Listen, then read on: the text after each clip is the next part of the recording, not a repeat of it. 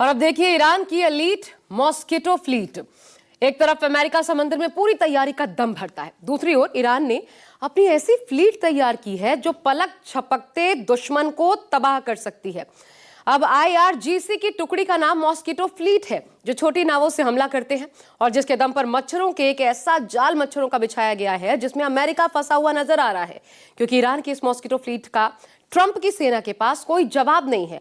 और यही हॉर्मुज पर सबसे बड़ा खतरा इस वक्त बने हुए हैं, क्योंकि ये है ईरान की एलीट मॉस्किटो फ्लीट। देखिए,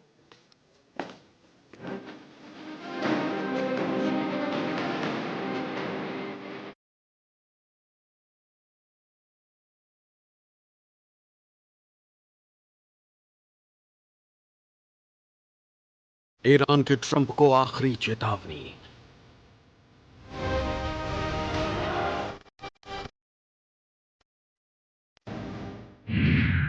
एक नई किलिंग मशीन तैयार कर रहा ईरान।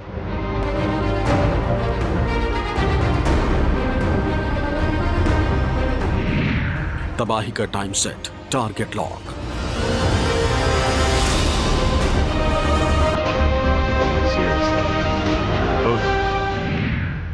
सबसे बड़ी जंग की उल्टी गिनती शुरू।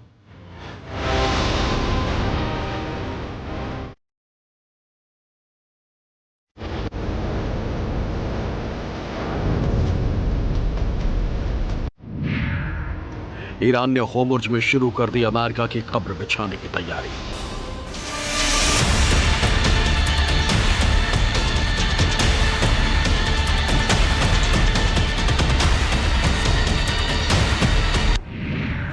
ट्रंप की नींद उड़ाएगा मच्छरों का बेड़ा।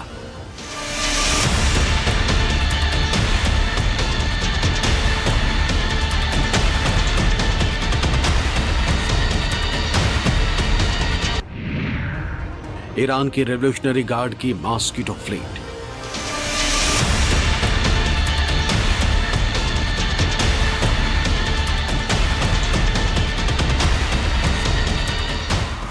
ईरान ने होर्मुज स्ट्रेट पर कड़ी पाबंदी का ऐलान कर दिया।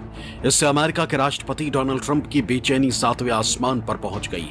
उन्होंने यहां तक कह दिया है कि अगर ईरान नहीं माना तो हमें फिर से बम गिराना पड़ेगा।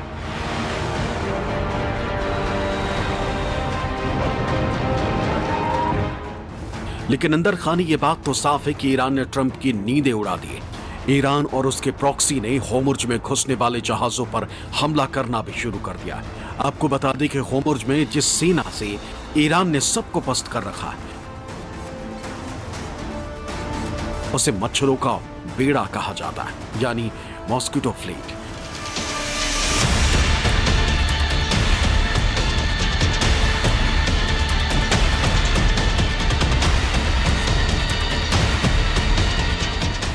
नाम है मच्छर, लेकिन ढाती कहर है। यह है ईरान की मच्छर फ्लीट, जिसने होर्मुज में हड़कंप मचा रखा है। होर्मुज में कोई भी जहाज ईरान की मॉस्किटो फ्लीट की मर्जी के बिना नहीं गुजर सकता।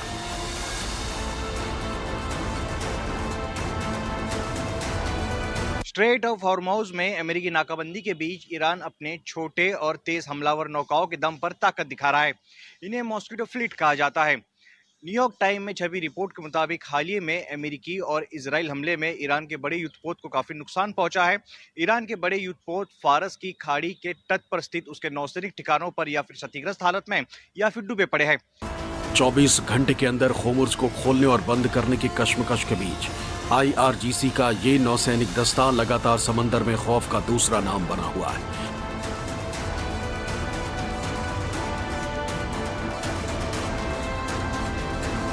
सवाल है कि आखिर ईरान की मॉस्किटो फ्लीट क्या है, इसका नाम मच्छर से क्यों जुड़ा है और इसने कैसे होर्मुज में US नेवी की नाक में दम किया।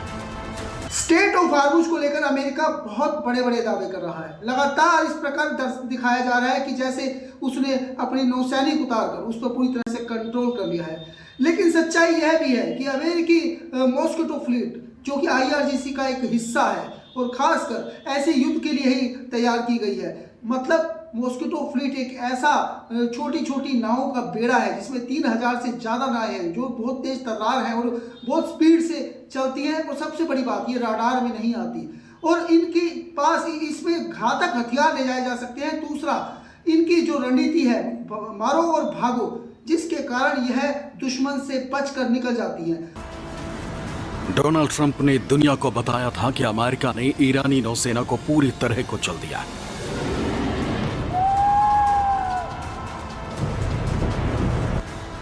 उनके हमलों में ईरान के बड़े युद्धपोत, पनडुब्बियां और ठिकाने तबाह हो गए। डोनाल्ड ट्रंप ने दावा किया कि अमेरिका ने ईरानी नौसेना को हरा दिया। हालांकि इसके कुछ दिन बाद ही स्ट्रेट ऑफ होर्मुज में फिर से तूफान खड़ा हो गया। ईरान ने फिर से स्ट्रेट ऑफ होर्मुज को बंद कर दिया और इस बार हथियार नहीं बल्कि अमेरिका का सरदर्द बन रहा है उसका मच्छरों का बेड़ा।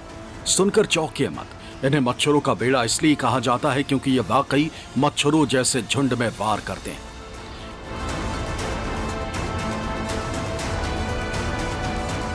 ईरान की मॉस्किटो बोट्स असल में उसकी फास्ट अटैक नेवल क्राफ्ट या छोटी और तेज रफ्तार नौकाओं के दस्ते को कहा जाता है। इन्हें यह नाम इनकी फुर्ती और झुंड में हमला करने की रणनीति के कारण दिया गया। जैसे मच्छरों का झुंड एक साथ हमला करता है, वैसे ही ईरान की रेवोल्यूशनरी गार्ड दर्जनों छोटी नावों का इस्तेमाल एक बड़े दुश्मन जहाज को घेरने के लिए करते हैं।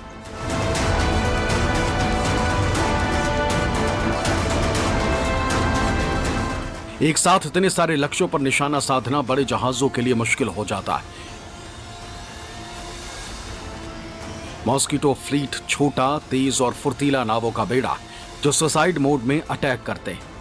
ईरान ने मॉस्किटो बोट्स को होर्मुज में जहाजों के ट्रैफिक को अपनी मर्जी से नियंत्रित करने के लिए डिजाइन किया, यानी ये जब चाहे तो किसी भी तेल वाहक जहाज या टैंकर का रास्ता रोक सकते हैं और उसे लौटने पर मजबूर कर सकते हैं।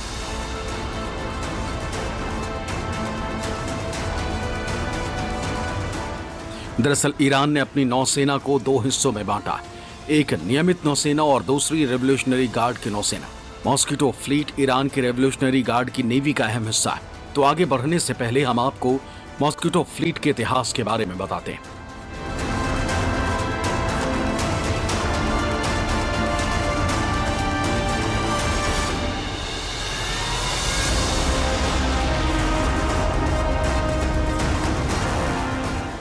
उन्नीस 1988 में ऑपरेशन प्रेइंग मैंटिस के दौरान अमेरिका ने ईरान के बड़े युद्धपोतों को मिनटों में डुबो दिया था। ईरान समझ गया कि आमने सामने की जंग में अमेरिका से मुकाबला कभी नहीं कर सकता। यहीं से ईरान ने असिमेट्रिक वॉरफेयर का रास्ता चुना। असिमेट्रिक वॉरफेयर का मतलब जब दो देशों में टकराव होता है तो उसमें एक देश दूसरे के मुकाबले ज्यादा ताकतवर होता है। ऐसे में कमजोर देश अपारंपरिक युद्ध के तरीकों से वार करता है, जैसे गुरिल्ला युद्ध, साइबर अटैक, आतंकवाद या अन्य तरीके। इसी असिमेट्रिक वॉरफेयर के तहत IRGC ने मॉस्किटो फ्लीट का गठन किया। हालांकि अमेरिकी नौसेना इस तरीके के खतरे से निपटने के लिए आधुनिक हथियारों से लैस है, लेकिन कमर्शियल जहाज इस तरीके के खतरे से निपटने के लिए ना तो आधुनिक हथियारों से और ना ही आधुनिक तकनीक से लैस होती है। अमेरिकी नौसेना गल्फ ऑफ ओमान और अरब सागर में तैनात है और ईरानी जहाज़ों को हॉर्मुज से गुजरने नहीं दे रही, जिसके लिए ईरान ने जो नई रणनीति अपनाई है वो उसके लिए बखूबी काम भी कर रही है।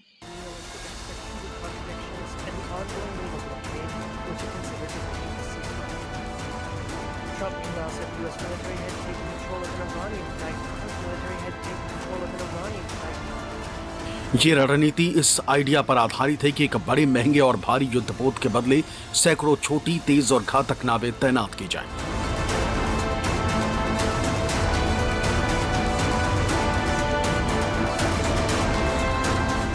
महायुद्ध में अगर अमेरिका $1 अरब का जहाज खोता है तो उसे भारी नुकसान होगा, लेकिन ईरान अगर 10 सस्ती नाव खो देता है तो उसकी शक्ति कब नहीं होगी। मॉस्किटो फ्लीट में शामिल नावें 100 से 115 समुद्री मील की रफ्तार छू सकती हैं। ये इटालियन रेसिंग बोट्स के डिजाइन पर आधारित है। इसमें शामिल बोट्स छोटी होने के बावजूद एंटीशिप मिसाइलों से लैस होती हैं। मॉस्किटो फ्लीट की कुछ नावें पानी के भीतर हमला करने में सक्षम है। अब ईरान ने इन नावों को लॉन्च पैड बना दिया है, जहां से कामिकेज यानी आत्मघाती ड्रोन छोड़े जाते हैं। नजदीकी हमले के लिए इसमें शामिल बोट्स, रॉकेट लॉन्चर और मशीन गन का इस्तेमाल करते, जो इन्हें अत्यंत घातक बना देते। अमेरिकी सैटेलाइट्स ईरान के तटों की निगरानी तो करते हैं, लेकिन वो उन अदृश्य ठिकानों को ट्रैक नहीं कर पाते जहां ये फ्लीट छिपी होती।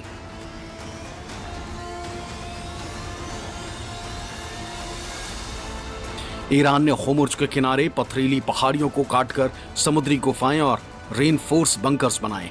ये नावें सीधे गुफाओं से निकलती और हमले वाले क्षेत्र में पहुंचती हैं और 10 से 15 मिनट में अपना मिशन पूरा कर वापस गुफाओं में समा जाती।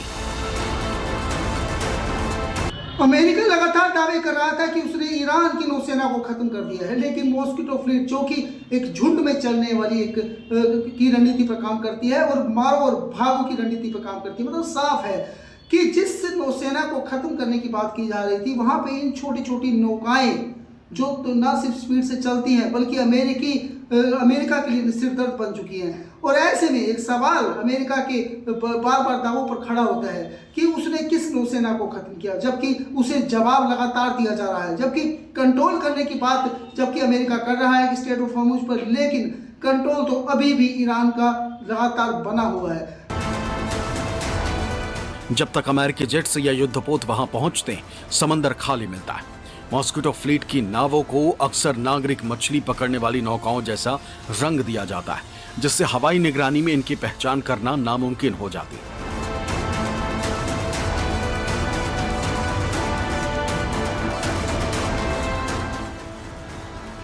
कल्पना कीजिए कि होर्मुज़ में 300 मीटर लंबा कोई टैंकर चल रहा है और अचानक 50 छोटी नावें हर दिशा से उस पर टूट पड़ती।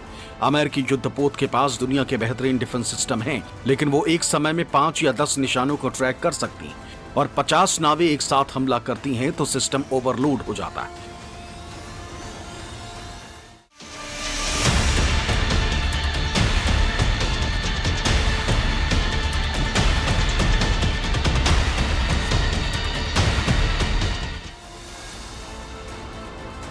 अमेरिका भी मॉस्किटो फ्लीट के खतरे को समझता है, इसलिए वो यहां अपने कीमती विमान वाहक युद्धपोतों को जोखिम में नहीं डालता है।